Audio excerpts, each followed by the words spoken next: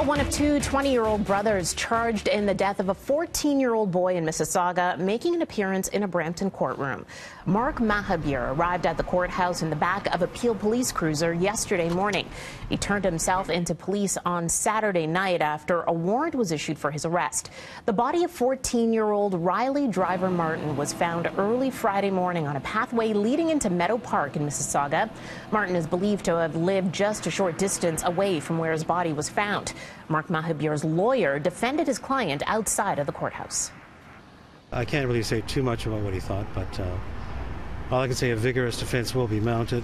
He's not guilty of this charge.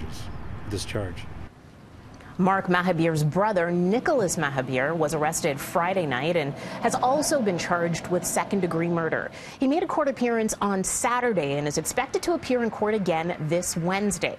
Police are asking any witnesses or anyone with surveillance video to give them a call. Racing may be to blame for a double vehicle rollover on the 401 very early this morning. It happened at about 2:30 this morning on the eastbound 401 near Leslie. Two cars were involved in the crash and both rolled over. Thankfully, though, there were only minor injuries. No word yet on charges, and the roads in the area have now reopened. 3 people are in hospital after a car drove into a storefront at Yonge and Roxborough yesterday. Police say 2 cars collided and a third drove into the building. 2 passengers from one vehicle and a driver from another were all taken to hospital. No word yet on the severity of their injuries. Police are still looking into what caused the crash. No word on charges. A major winter storm is battering parts of the U.S. Southeast, and it's claimed the life of 1 person so far. Parts of North Carolina saw as much snowfall yesterday, equivalent to the average accumulation they get in a year.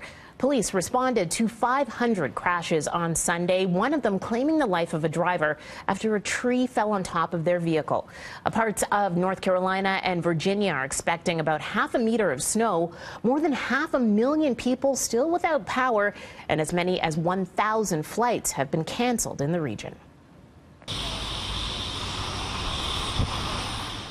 A cleanup is underway in Paris and other cities in France after another weekend of violent anti-government protest by the so-called yellow vests against fuel tax rises and living costs. President Emmanuel Macron is set to meet this afternoon with trade unions and other employer organizations in a bid to end the crisis, which has lasted about 4 weeks now.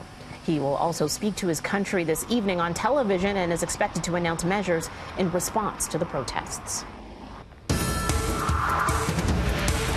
Happening right now, Durham police in Oshawa now investigating a shooting that occurred on Toronto Street near Ritson and the 401 just before 5 this morning. A male victim has been taken to hospital with non-life-threatening injuries. Our camera is well on the way. We'll have the latest details coming up throughout the morning.